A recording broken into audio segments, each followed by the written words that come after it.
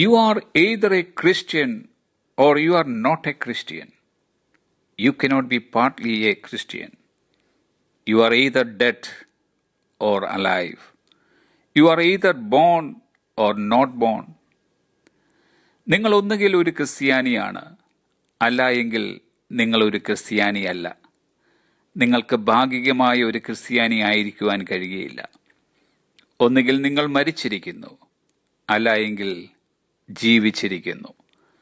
ഒന്നുകിൽ നിങ്ങൾ ജനിച്ചിരിക്കുന്നു, അല്ല എങ്കിൽ നിങ്ങൾ ജനിച്ചിട്ടില്ല.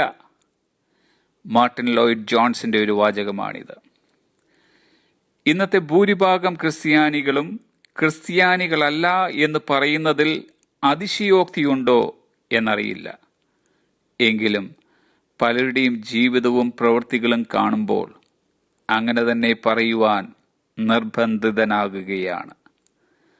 ദൈവം എക്കാലവും നോക്കുന്നത് ക്രിസ്തുവിനെ മുഴുവനായി വഹിച്ചിട്ടുള്ള ക്രിസ്തുവിശ്വാസികളെയാണ്. ക്രിസ്തുവിനെ ഭാഗികമായി അംഗീകരിച്ചിട്ടുള്ളവരും അവൻ നൽകിയ ഉപദേശങ്ങൾ ഭാഗികമായി അനുസരിക്കുന്നവരും ക്രിസ്ത്യാനികളല്ല. മാർട്ടിൻ വീണ്ടും പറയുന്നു, To be Christian is not only to believe the teaching of Christ and to practice it. It is not only to try to follow the pattern and example of Christ.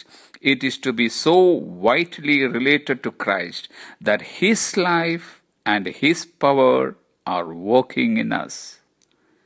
ഒരു ക്രിസ്ത്യാനിയായിരിക്കുക എന്നത് ക്രിസ്തുവിന്റെ ഉപദേശങ്ങളിൽ വിശ്വസിക്കുകയും അത് അഭ്യസിക്കുകയും ചെയ്യുന്നത് മാത്രമല്ല, ക്രിസ്തുവിന്റെ രീതിയെയും മാതൃകയെയും അനുഗമിക്കുവാൻ പരിശ്രമിക്കുന്നതും മാത്രമല്ല, പിന്നെയോ നമ്മിൽ വ്യാപരിക്കേണ്ടുന്ന അവന്റെ ജീവനും അവന്റെ ശക്തിയുമായിരിക്കുന്ന ക്രിസ്തുവുമായി നിർണായകമായി ബന്ധപ്പെട്ടിരിക്കുന്നതത്രേ. ചുരുക്കത്തിൽ ഒരു യഥാർത്ഥ ക്രിസ്ത്യാനിയായിരിക്കുക എന്നത് ഒരു ബൃഹത്തായ പദ്ധതി അത്രേ. ആ പദ്ധതിയുടെ നിവൃത്തീകരണത്തിനായി നമ്മെ തന്നെ ദൈവകരങ്ങളിൽ സമർപ്പിക്കുകയും വൈറ്റലി റിലേറ്റഡ് ടു ക്രൈസ്റ്റ്, നിർണായകമായി തന്നെ ക്രിസ്തുവുമായി ബന്ധിക്കപ്പെട്ടും ഇരിക്കേണ്ടിയിരിക്കുന്നു. വെളിപ്പാട് പുസ്തകത്തിൽ 7 സഭകൾക്ക് ദൂതെഴുതുമ്പോൾ സർദീസിലെ സഭയോട് പറയുന്നതത്രേ, ഞാൻ നിന്റെ പ്രവൃത്തി അറിയുന്നു.